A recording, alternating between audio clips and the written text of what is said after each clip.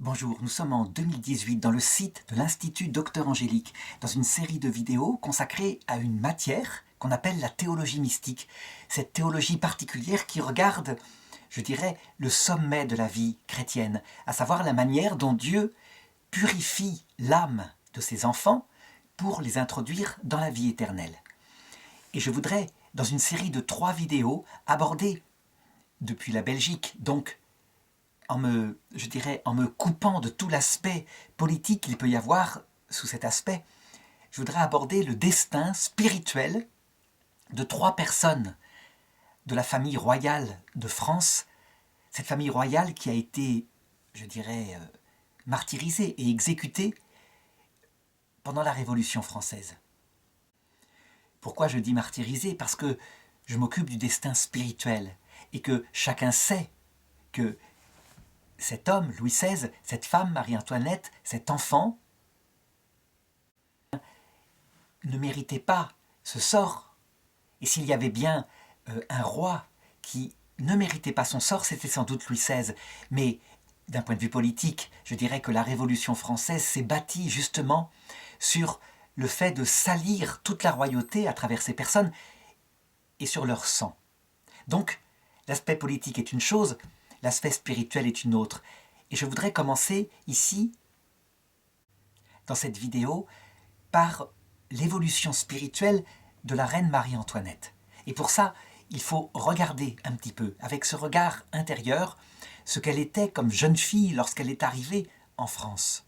En réalité, c'est très intéressant de la regarder parce qu'elle est véritablement à l'image des jeunes filles actuelles. Elle est véritablement comme elle. Ça veut dire qu'un destin fantastique l'attend, c'est vrai, qui fait rêver, mais en même temps, elle a 15 ans, elle quitte sa famille, qui est en Autriche, et c'est un déchirement. Quand elle quitte la frontière autrichienne, elle change carrément de vêtements. Elle emmène avec elle quelques suivantes, mais il faut bien comprendre qu'elle prend les choses comme le prendrait n'importe quelle jeune fille à cet âge-là. Elle sait qu'elle ne reviendra probablement jamais en Autriche, qu'elle ne reverra probablement jamais sa mère, Marie-Thérèse d'Autriche, et c'est comme ça. Elle ne connaît pas son mari, elle ne le connaît pas du tout. C'est un mariage politique, évidemment. On est en train d'établir une alliance entre l'Autriche catholique et la France catholique, qui est un retournement des alliances qui existaient chez Louis XV et chez Louis XIV. Eh bien, elle y va, c'est son devoir. Évidemment, on ne peut pas dire qu'elle prend son devoir comme ça, elle le prend aussi dans l'obéissance. Et sa mère est là, qui par ses lettres va sans arrêt l'encourager. Elle arrive ensuite à Versailles, et elle est frappée, effectivement, par la lourdeur de cette étiquette. À l'époque, le vieux roi Louis XV règne encore, et son mari, le futur Louis XVI, il a à peu près son âge, il a autour de 15 ans. Il est vraiment très différent d'elle. Elle, c'est une jeune fille pétillante qui aime s'amuser, qui est pleine de vie. Lui, c'est un grand garçon. Il est immense, il mesure plus d'1,90 m. C'est un grand garçon très timide, un petit peu empoté de sa personne devant une jeune fille. Il n'a jamais approché, je dirais, la féminité. Et c'est quelque chose qui vraiment l'intimide. Il est passionné. Il ne faut pas croire qu'il est passionné par l'horlogerie, il est passionné par tout. On pourrait dire que c'est un homme des Lumières finalement. Ça veut dire que toutes les sciences l'intéressent.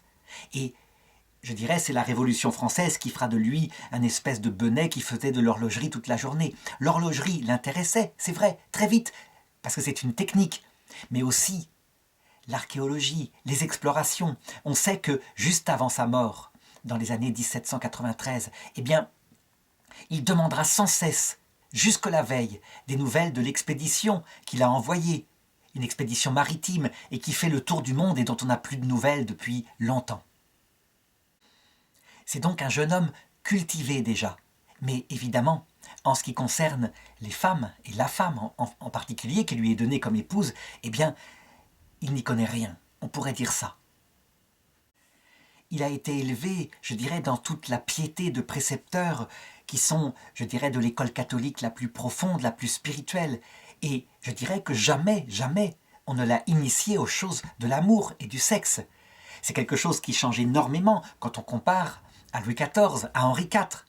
qui étaient, je dirais, d'une autre génération, et qui étaient des rois qui avaient des maîtresses. Louis XV aussi va avoir des maîtresses.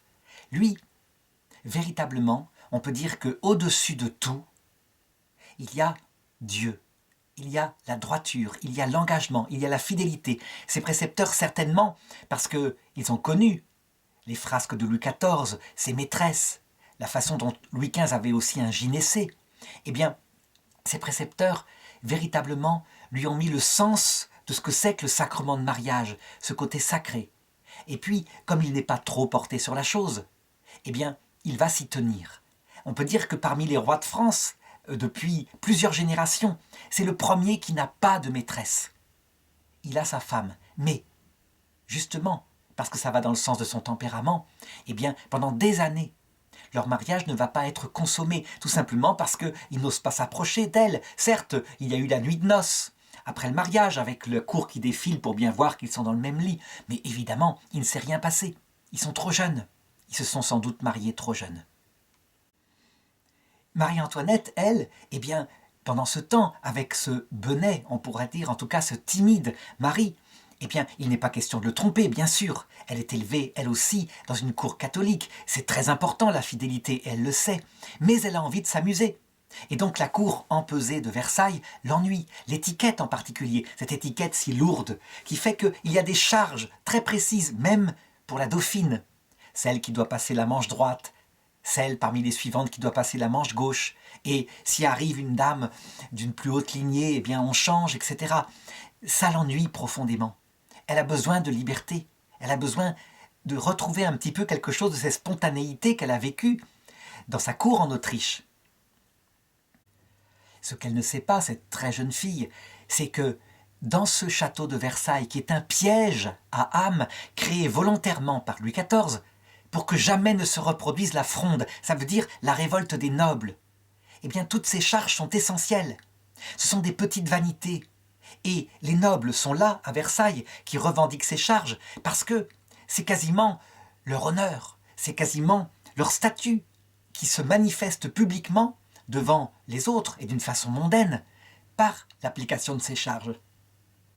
Pourquoi je dis que c'est un piège à âme? Parce que quand on regarde ça avec le recul, c'est ridicule, c'est effectivement ridicule. Comment peut-on être fier et se battre ou acheter une charge qui consiste à passer la manche droite de la dauphine? Et c'est comme ça. Et du coup, ça crée quoi? Eh bien, une société qui, dans une apparence catholique profonde, le roi Louis XVI sera le roi très catholique, je dirais, institué non pas par la volonté du peuple, mais par la volonté de Dieu, sacré à Reims, etc. Dans cette société qui se veut catholique, en réalité, tout est d'apparence, c'est du théâtre. On sait cette anecdote qui se passe à l'époque de Louis XIV, quand un jour son majordome annonce pour le matin qu'à la messe il ne sera pas là aujourd'hui. Et d'habitude, quand il est là, il y a une foule immense. Or, la nouvelle du majordome est une fausse nouvelle. Les gens, évidemment, sont déçus. Le roi ne sera pas là, et donc ils s'en vont, ils n'assistent pas à la messe. Le roi arrive pour la messe et s'étonne qu'il y ait si peu de monde. Et le majordome lui raconte la plaisanterie qu'il a faite. Et le roi rit, de bon cœur. Il a eu tort de rire. Il aurait plutôt dû se dire que tout ça était un ballet d'hypocrisie, évidemment. Les gens allaient à la messe pour être vus, pour être remarqués. Les femmes se pâmaient en dévotion, les yeux levés au ciel, afin d'être remarquées pour leur piété par le roi, etc. Et tout ça, c'était des pièges à âme qui se sont prolongés à Versailles. Eh bien, Marie-Antoinette, cette très jeune fille, immature, elle y va là-dedans, elle s'amuse. Elle passe son temps, quand elle le peut, à aller à Paris où il y a des festivités, évidemment déguisées. Elle a simplement devant elle, je dirais, un masque, et de fait, tout le monde sait que c'est la reine, et fait mine de la future reine, et tout le monde fait mine de ne pas la reconnaître. Et elle assiste à des spectacles, puis elle revient au matin à Versailles, où elle dort quelques heures, et je dirais, ensuite, elle peut faire ses devoirs, c'est-à-dire tout ce qui concerne l'étiquette. Du moins le fait-elle un petit peu comme elle le peut. Et ce dont elle ne se rend pas compte, c'est qu'elle s'attire par ces indélicatesses qu'elle ne peut pas forcément deviner. Elle s'attire les haines, les médisances. Mais de toute façon, ça ne peut pas être autrement. C'est une société qui s'ennuie. Et donc les médisances, les ragots, tout ça, Ça commence par les nobles, ça se répand chez leurs servantes, ça se répand dans le peuple, ça se répand à Paris. Et on dit des tas de choses sur la reine, sur sa futilité, sur déjà ses dépenses sur la reine. La future reine, elle n'est pas encore reine. Enfin, on lui pardonne, globalement, elle est tout de même très jeune et les gens le savent bien. Mais si je raconte ça, c'est bien pour montrer d'où elle part. Elle part donc, comme toutes les jeunes filles, ou comme beaucoup de jeunes filles, de quelque chose d'un peu superficiel. Elle aime s'amuser. Sa vie spirituelle est présente, mais je dirais comme plaquée. Certes, elle a son éducation chrétienne, et puis voilà. Le roi Louis XV meurt, et on sait qu'alors que ces jeunes gens ont 19 et 20 ans, eh bien, ils deviennent roi et reine de France. Et là, les choses sont changées. Parce que cette fois, c'est un rôle officiel. S'amuser comme avant, et pourtant c'est ce que Marie-Antoinette va continuer de faire, eh bien, ça a un impact beaucoup plus fort. Les rumeurs sont toujours présentes. Je dirais les médisances restent. Mais cette fois, ça peut avoir des conséquences beaucoup plus graves. La reine Marie-Thérèse d'Autriche est comme le mentor de sa fille et lui explique, ne serait-ce que parce qu'elle est renseignée par des hommes de confiance qu'elle a mis sur place, lui explique qu'elle ne doit pas, je dirais, humilier l'étiquette, qu'elle doit se plier, qu'elle doit faire très attention, qu'elle ne sait pas qu'elle est dans un panier de crabes finalement. Elle la prévient. Et Marie-Antoinette obéit un peu et puis, malheureusement, retombe dans ses travers. Mais de toute façon, pouvait-elle faire autrement ? Quand elle devient reine, eh bien ses défauts de jeunesse ne vont pas s'arrêter. Je dirais, elle a besoin de s'amuser, elle a besoin de s'occuper, et on la comprend. Ce qui va être ses grands loisirs, avant qu'elle ne devienne mère, parce que finalement, le roi Louis XVI, sur le conseil d'ailleurs de l'empereur d'Autriche, qui est venu carrément à Versailles pour voir pourquoi le mariage n'était pas consommé, eh bien le roi Louis XVI va finir par y arriver, par se secouer un peu, si on peut dire, et la reine va tomber enceinte. Toujours est-il que, eh bien, elle s'amuse. Mais elle s'amuse à des jeux qui ont beaucoup plus de conséquences. D'abord, elle joue beaucoup des jeux d'argent. Elle fait des dettes importantes. Ça, c'est quelque chose qui remonte dans le peuple et qui l'exacerbe, qui l'énerve. C'est des sommes folles.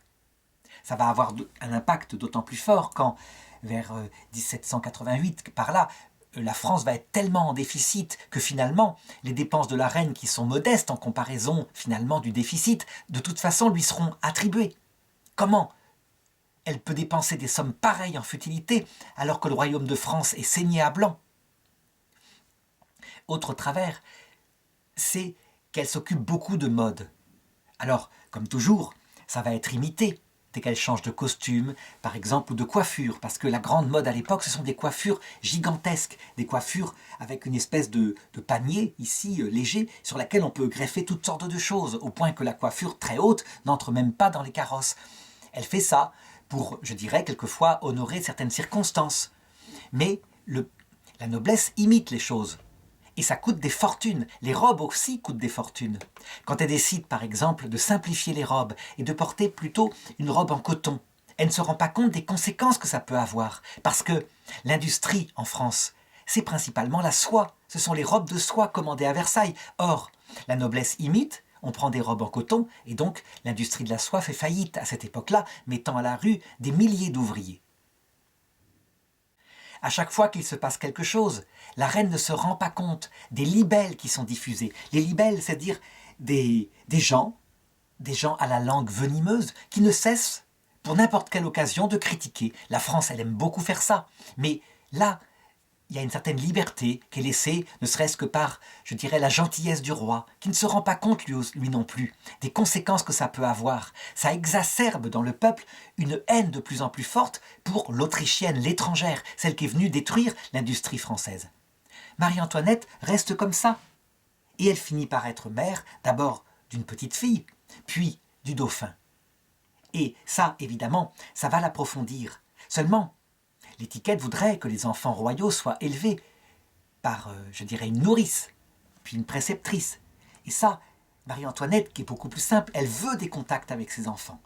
Ça se comprend, c'est tout à fait naturel. Elle veut aussi entrer dans une vie peut-être plus simple, plus familiale, avec un petit cercle restreint, pour échapper à cette cour. Elle a bien le petit Trianon qui lui a été donné par Louis XVI, mais il lui faut quelque chose encore plus simple. Et il va accepter. Il va même accepter de lui construire une petite ferme, un petit hameau, autour d'un lac. Un petit hameau, je dirais, qui ressemble à une ferme de pauvres, très simple, avec tout de même la maison de la reine, qui est, je dirais, qui était avec des lustres en cristaux, c'est évident. Mais il y a des poules, des vaches, il y a un agriculteur, etc. Elle en profitera 3 ans. Il n'y a rien de mal là-dedans, il n'y a que de l'innocence, elle est tout de même la reine de France. Eh bien, là aussi des libelles sortiront, qui diront « Regardez, elle joue à la pauvresse, alors que la misère frappe le peuple partout. »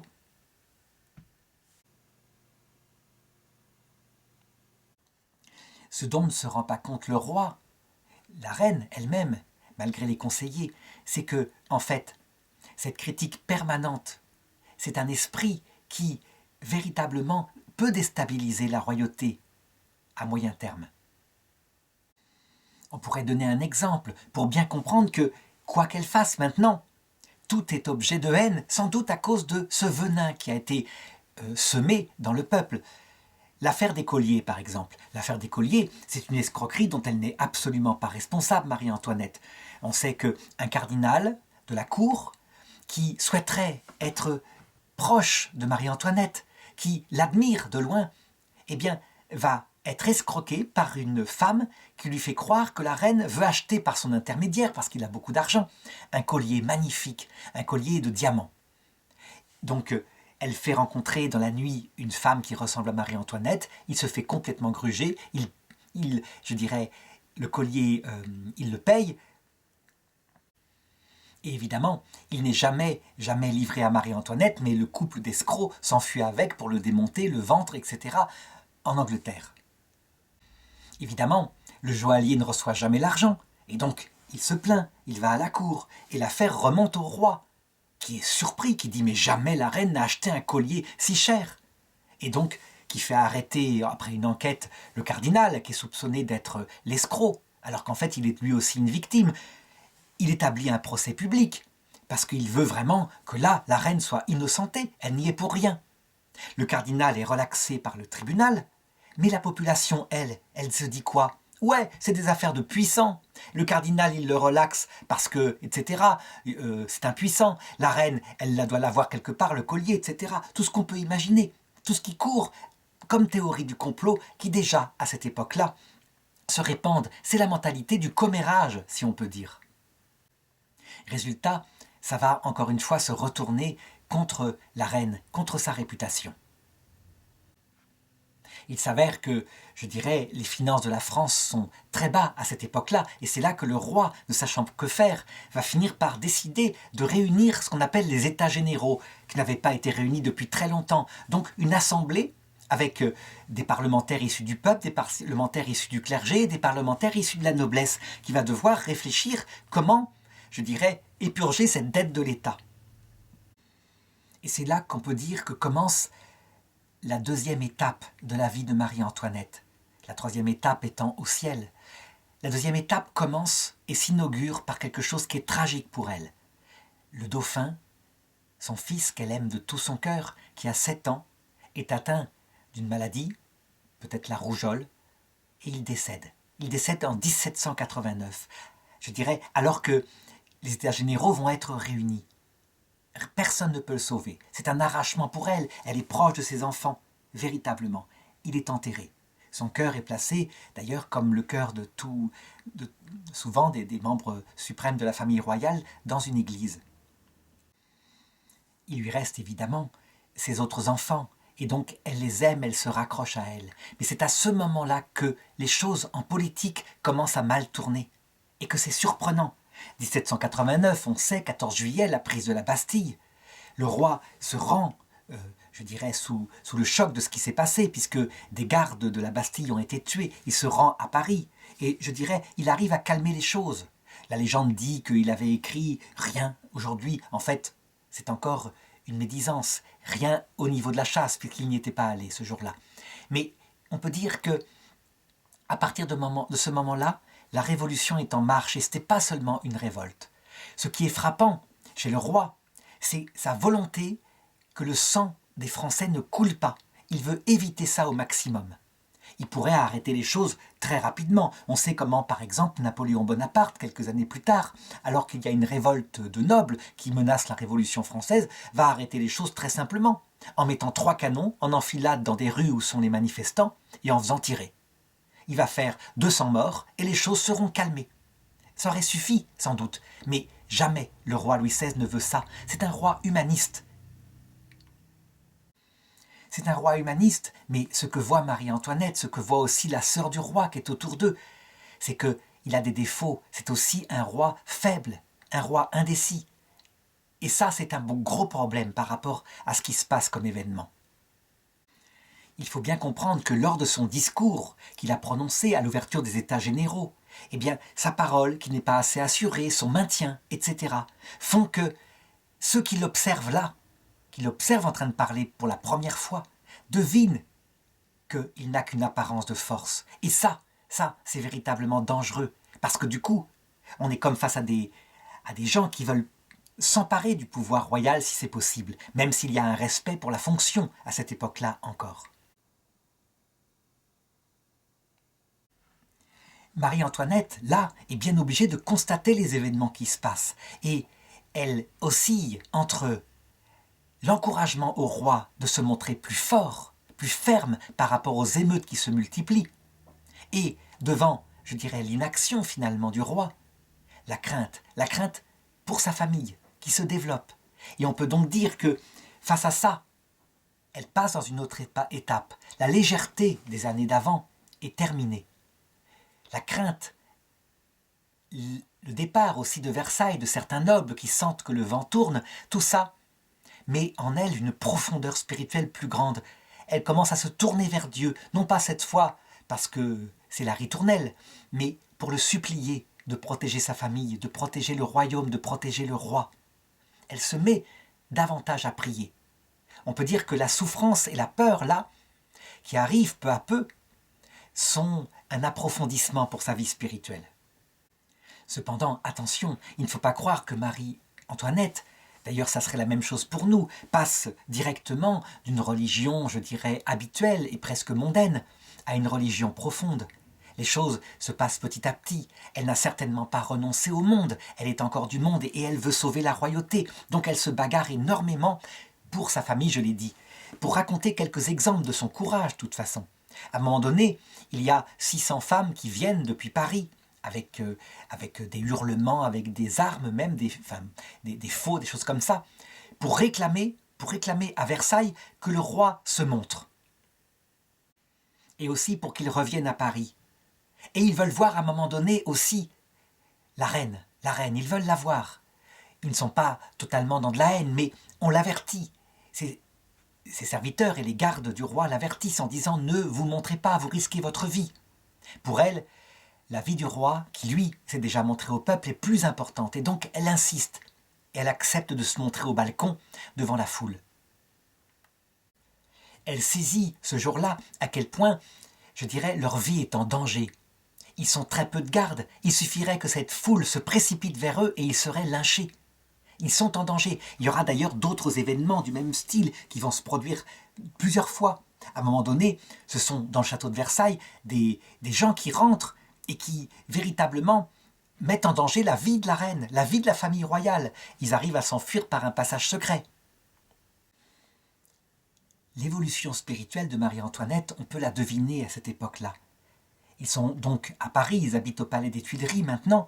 Ils sont, je dirais, entre les mains de cette foule qui peut sans arrêt remonter en émeute. Et la crainte est en permanence devant elle. Elle est là. Il faut faire bonne figure devant les enfants pour ne pas les effrayer. Le petit dauphin, il est petit. Donc, véritablement, il faut lui faire croire que c'est un jeu. Seulement lui, il est quand même lucide, en partie. Il est tout de même assez grand pour voir que la situation n'est pas la même qu'avant. Donc son attitude, être entre prières sincères, de plus en plus sincères à Dieu, supplication pour qu'il l'aide devant la fragilité de leur situation, et d'autre part, action politique, non seulement pour secouer le roi, mais aussi éventuellement pour organiser des choses par lettre avec son frère qui est empereur d'Autriche, éventuellement, organiser peut-être leur départ avec Fersen, qui est un ami très cher. plus tard, lorsqu'elle sera jugée, par le comité de salut public, lorsque le roi sera lui-même mort, on l'accusera d'avoir comploté contre la France, d'avoir comploté avec l'Autriche. En réalité, oui, elle l'a fait. Factuellement, elle l'a fait. Donc elle trouvera une réponse qui consiste à dire « j'avais des contacts avec mon frère, etc. » Mais factuellement, évidemment, qu'elle voulait défendre le royaume et la royauté de France. On ne peut pas nier cela. Et d'ailleurs, ce serait absurde de dire l'inverse. Quant à dire que c'est un complot, c'était aussi absurde puisqu'elle était la reine de France. À un moment donné, elle arrive à convaincre le roi qu'il faut fuir, que tout a été organisé par Fersen et qu'il faut fuir pour organiser, en dehors de cette pression de la foule de Paris, de nouveau le royaume de France. Et il accepte. Et on sait que, je dirais, à cause d'imprudence, de manque de rapidité, aussi de malentendus, ils vont être reconnus du côté de Varennes et ils vont être arrêtés. Le peuple a encore beaucoup de vénération pour le roi, mais des messagers arrivent de Paris qui indiquent qu'il s'est enfui, et donc il est obligé de retourner. L'attitude qu'elle a pendant cette arrestation manifeste encore qui est Marie-Antoinette. Elle a véritablement de l'espoir. Donc elle défend la fuite en disant « nous ne voulions pas fuir ». Puis évidemment, avant qu'il soit pris, il se faisait passer pour des bourgeois, elle pour la suivante d'une dame noble, etc. Eh bien, elle cache son identité, elle est dans le mensonge, elle joue son rôle, c'est normal. Elle n'a pas renoncé à vivre. Elle est dans la crainte, elle affronte de plus en plus sa situation fragile et elle a encore de l'espoir peut-être de sauver la royauté française. Quand elle revient à Paris, évidemment, les choses vont s'empirer. Et je dirais que chaque jour qui lui enlève de la dignité, sa dignité royale, du pouvoir, eh bien, chaque jour la fait profondément souffrir et réfléchir sur sa vie. Elle n'a pas encore fait le pas que tout était fichu. Elle n'a pas encore renoncé à tout. Mais elle se rend compte de plus en plus. Et les choses insensiblement sont là et ils se font. Je dirais que, à partir de maintenant, l'itinéraire de Marie-Antoinette est un lent et cruel dépouillement de tout ce qu'elle aime. Et certains se sont dit, en regardant les choses, eh bien elle le mérite. Elle était tellement superficielle, tant pis pour elle, comme ça elle a appris la misère du peuple. Il faut regarder les choses autrement. Ce lent dépouillement, tout homme le vit, toute femme le vit, soit à l'heure de la mort, soit dans l'autre monde, au purgatoire. Et donc l'itinéraire de Marie-Antoinette est comme manifester au monde la façon dont Dieu nous dépouille de nos propres vanités. Il faut cesser de regarder Marie-Antoinette comme quelqu'un d'autre que nous. Elle est comme nous. Nous avons été superficiels dans notre jeunesse à certains moments. Et là, véritablement, ce dont elle ne se rend pas compte, la pauvre, mais ce que fait Dieu réellement en permettant tout cela, c'est qu'il est en train de la dépouiller pour préparer son âme à la vie éternelle. C'est quelque chose qui, en tant que chrétien, doit être développé ici. Pourquoi faut-il que son âme soit dépouillée ainsi cruellement jusqu'à tout? En réalité, parce que personne ne peut entrer dans la vie éternelle sans être tout humble, tout amour. C'est quelque chose qui a toujours été enseigné par l'Église catholique. Qu'on se souvienne par exemple du rituel qui se passe à la mort d'un empereur d'Autriche, cet empire très catholique. Quand on amène le cercueil dans la basilique où il doit être enterré, les portes de la basilique sont fermées. Et l'Église catholique a institué une sorte de rituel. On frappe à la porte. Qui est là? Et on répond, c'est un tel, empereur d'Autriche, qui vient pour sa demeure éternelle. Et on dit, je ne connais pas l'empereur d'Autriche, et les portes ne s'ouvrent pas. Alors on refrappe.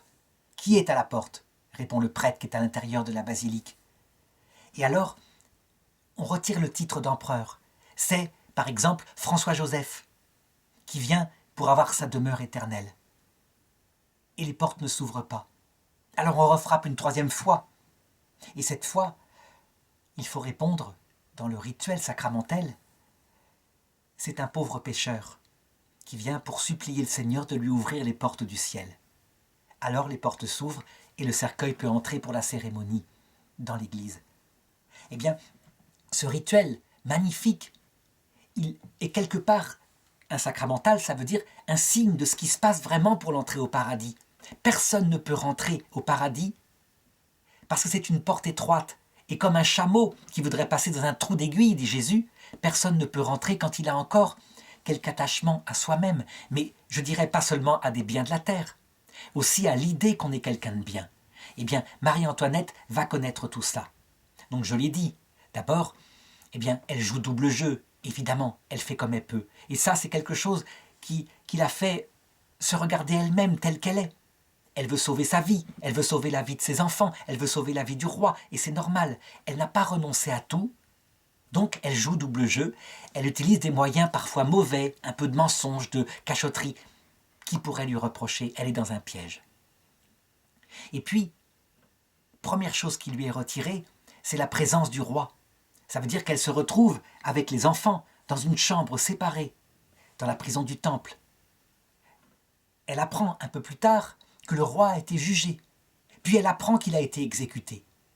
Et là, on peut dire que ce choc la conduit d'abord à s'agenouiller devant son fils, le roi Louis XVII, qui est tout petit, qui ne comprend pas ce qui lui arrive, et à l'appeler sire, parce que c'est comme ça le rituel. Donc, elle est fidèle à la tradition des rois de France, mais aussi, toute seule dans son cœur, eh bien, à se rendre compte que leur vie à tous est en danger, que le roi est mort, que les choses ont changé, qu'elle n'est plus rien, qu'elle n'est plus la reine de France, et qu'elle est en prison.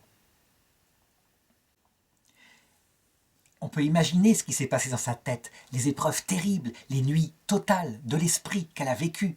Parce que on ne passe pas du statut de reine comme ça, d'un royaume, où tout le monde, je dirais, est respectueux, à un statut de prisonnière dont la vie ne tient qu'à un fil, comme ça.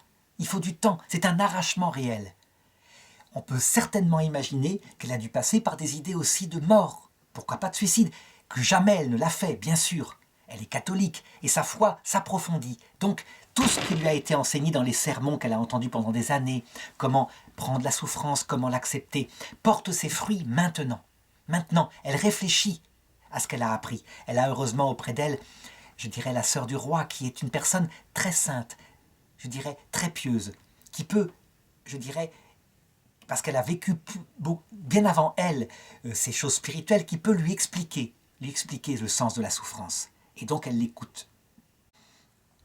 Lorsqu'on est confronté à une situation comme celle-là, je dirais qu'on recommence à aller bien le jour où on a décidé que sa vie était fichue, qu'on allait mourir. Alors on peut véritablement se tourner vers le ciel, y réfléchir, se préparer, méditer de nouveau sur la beauté de ce monde qui est le vrai monde de l'autre côté, et la joie peut même revenir. Mais ce n'est pas ce qui va être donné à Marie-Antoinette. Ce n'est pas si simple. Elle va vivre toutes les humiliations possibles que peut connaître une femme et une mère. Comme femme, je l'ai dit, son mari est enlevé. Et puis, il y a toutes ces ragots, ces rumeurs dans Paris qui racontent des histoires salaces sur elle, alors qu'elle a toujours été innocente, qu'elle aurait trompé son mari avec Fersen, qu'elle aurait été lesbienne à un moment donné. Le pire, c'est quand ses enfants lui sont enlevés, que son fils, elle l'entend au-dessus, elle est dans une pièce au-dessus, il n'a plus le droit d'y accéder et il pleure, et ça lui arrache son cœur de mère. Ce petit enfant, on est en train véritablement de le torturer. Je raconterai dans une des vidéos à quel point c'est un enfant martyr de ce système politique, mais véritablement. Quand on lui enlève ses enfants, évidemment, on peut penser, on peut deviner quel arrachement c'est, et le temps qu'il va y avoir entre le désespoir et le fait que finalement, elle remet tout entre les mains de Dieu, qu'elle confie ses enfants aux mains de Dieu. Mais le fait de confier ses enfants aux mains de Dieu, eh bien apparemment il n'y a pas de réponse. Il n'y a pas de réponse parce qu'elle entend parler que son fils lui-même, circonvenu en fait par les gens dépravés qui sont chargés de l'éduquer, plutôt de le déséduquer, d'en faire un petit sans-culotte, eh bien que des gens ont témoigné qu'il disait que sa mère couchait avec lui, pratiquait l'inceste sur lui, se frottait à lui. Elle entend dire ça. Alors bien sûr qu'elle sait bien que cet enfant n'est absolument pas coupable, qu'il a été manipulé, c'est un tout petit enfant, elle le sait. Mais par rapport à Dieu, à qui elle a supplié tellement de protéger ses enfants, que dire? Que va devenir cet enfant livré à des âmes impures qui sont en train de lui apprendre n'importe quoi, y compris la pornographie? En ce qui concerne la politique, les lettres qu'elle pourrait envoyer, on peut dire que ça aussi c'est fini. Elle ne peut plus du tout s'occuper de quoi que ce soit, ni rien organiser. Si bien qu'il ne lui reste plus, dans ce désert où elle est, dans ce purgatoire qu'elle vit, il ne lui reste plus maintenant que Dieu seul, ce Dieu qui se cache, qui ne répond pas, et ses angoisses. On dit que dans cette nuit de l'esprit ultime qu'on peut vivre et qui fracasse notre cœur, on ne peut plus prier pour les autres, ni prier pour soi. Eh bien, elle trouve la force de crier vers Dieu de tout son cœur, de crier dans le vide, et elle crie, et rien ne se passe. Le désespoir humain, il a des limites, évidemment. On ne peut pas rester dans le désespoir. C'est sûr que si on se suicide au début du désespoir, au bout d'un certain temps, finalement, le cœur se pacifie. On se détache de tout. Si on a la possibilité d'être croyant, on s'attache aux seules choses qui sont essentielles, qui ne passent pas, Dieu. Et donc, quand elle arrive à son procès, qu'elle est jugée elle-même, eh bien, on peut dire que son état d'esprit est complètement changé. Son physique aussi a changé. Elle a les cheveux blancs. Elle a été vieillie par les épreuves. Elle paraît beaucoup plus vieille que son âge. Elle doit avoir à peu près 35-36 ans. Quand elle arrive à son procès, c'est une femme digne, transformée, sans ruse, droite, qui regarde sans illusion la mort qui l'attend, parce qu'elle sait que c'est un procès faux, un procès arrangé. Elle a eu le temps de méditer sur la façon dont on a tué son mari. Son mari est là, auprès d'elle, spirituellement. Elle se souvient comment il a été digne, qu'il a supplié, au moment de son exécution, que son sang ne retombe pas sur le peuple, qu'il a dit à son fils, au moment de le quitter, « Ne te venge jamais de ceux qui m'ont pris ma vie ». Il est mort en roi chrétien. Et ça, c'est un modèle pour elle. Elle veut en être digne. Donc, elle est là, elle subit toutes les accusations. Certes, elle se défend, mais elle prend le commandement de Jésus qui dit « Souvenez-vous que dans ces procès qu'on fera contre vous, vous n'avez pas à préparer votre défense. Un esprit, l'Esprit Saint, vous donnera les paroles qu'il faut dire. » À un moment donné, évidemment, on commence à l'accuser d'avoir été une pervertie, d'avoir dépensé l'argent de l'État, etc. Donc il y a des choses qu'elle était bien obligée de reconnaître. Et tombe l'accusation ultime. Nous avons ici des preuves et le témoignage qu'elle pratiquait avec son fils la pédophilie, terme qui est moderne, mais qui s'explique bien. C'est la façon de comprendre ce dont on l'accuse. Il y a là toute une foule parisienne qui écoute le procès, et des femmes en particulier qui sont venues parce qu'elles tricotent et ça les occupe. Et là, Marie-Antoinette va avoir une phrase qui est transmise à la postérité. Elle est tellement soufflée, scandalisée de nouveau par ces accusations qu'elle avait bien entendues, qu'elle dit très fort « J'en appelle ici à la dignité de toutes les femmes. Toutes les femmes comprendront que ces accusations sont iniques. » Et donc, le comité de salut public, je dirais, changera discrètement d'accusation, parce que les femmes qui sont là prennent parti pour la reine. C'est honteux de l'accuser d'une telle chose, bien évidemment. Personne ne s'illusionne là-dessus.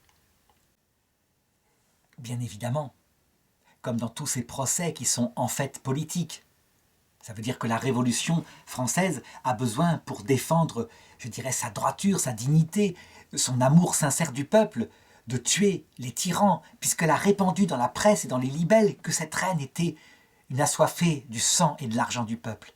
Eh bien, elle est condamnée à mort. C'est à 4 heures du matin, le 16 octobre 1793, que la sentence est prononcée. À 10 heures du matin, on vient dans sa cellule, et c'est là qu'on lui lit la sentence, et que l'exécution va être faite tout de suite. Le bourreau Samson lui attache les mains derrière le dos, et je dirais dégrafe sa robe, puisqu'elle va être emmenée sur une charrette. Il ne faut pas croire que le peuple de Paris est là, en train de faire la fête, de se réjouir. Lorsque la charrette traverse Paris, comme cela, eh bien le peuple se précipite pour voir la reine. Mais silencieux, globalement. Il y aura quelques cris de haine à l'approche de la place où elle va être guillotinée, mais très peu. Elle arrive à la guillotine, elle descend de la charrette légèrement. Sans doute que ce pas léger montre qu'elle est déjà partie vers le ciel, que détachée de tout, ayant tout subi, Cette mort n'est rien, c'est presque une délivrance. Ce qui, je dirais, la bouleverse le plus, c'est de laisser sur terre ses enfants vivants, abandonnés, dans des mains qu'elle ne connaît pas. Alors elle les a remis à la providence de Dieu. Et elle espère bien, depuis le ciel, pouvoir les protéger.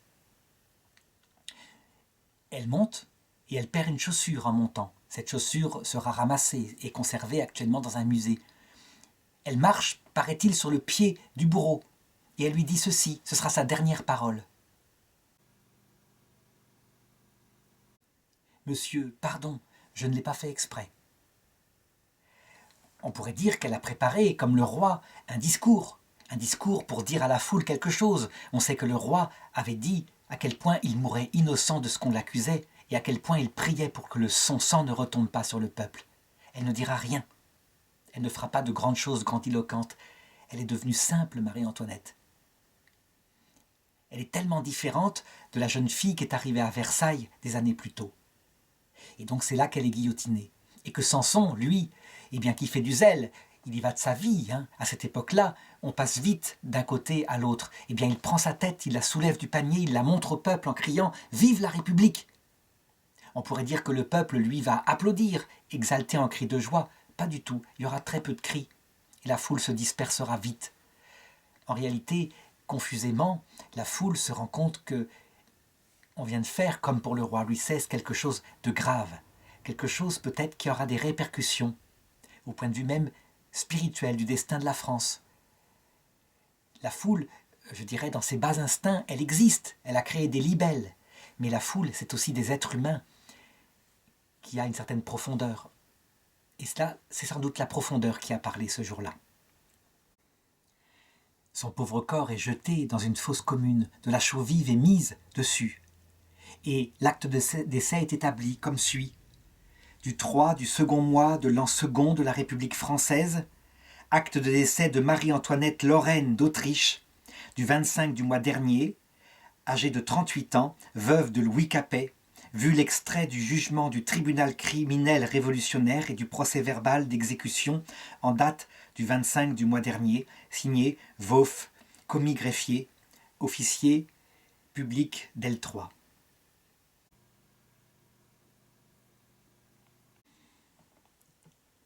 On pourrait s'arrêter là, mais il y a une troisième partie que dans une vidéo catholique, on ne peut manquer de faire, une troisième partie, la plus importante de la vie de Marie-Antoinette qu'il faut établir. Eh bien, c'est tout simplement que, alors que le fil du rasoir passa sur son cou et elle ne ressentit rien, eh bien, aussitôt, elle se retrouva vivante, avec cette foule dont tout d'un coup, elle vit l'état d'esprit, à savoir la haine chez certains, et elle comprit à quel point cette haine avait été répandue dans le peuple, mais aussi la compassion chez d'autres, le sens du sacré chez beaucoup. Et elle se retrouva vivante avec aussitôt auprès d'elle cette grande lumière pacifiante qui l'attira et elle y alla. Et c'est là qu'elle retrouva auprès du Christ, dans ce chemin qui s'appelle le passage de la mort, qu'elle retrouva son mari, Louis XVI, cet homme qui était mort, je dirais presque en odeur de sainteté, à cause de sa droiture devant Dieu. Il était là, vivant, avec le Christ, avec la Vierge Marie, avec tous ces saints qu'elle avait priés, parfois si négligemment, mais tout était tellement pardonné. Ce n'était pas la Marie-Antoinette superficielle qui arriva ce jour-là, mais une Marie-Antoinette au cœur brisé, prête, je dirais, à rencontrer le Christ, son Sauveur.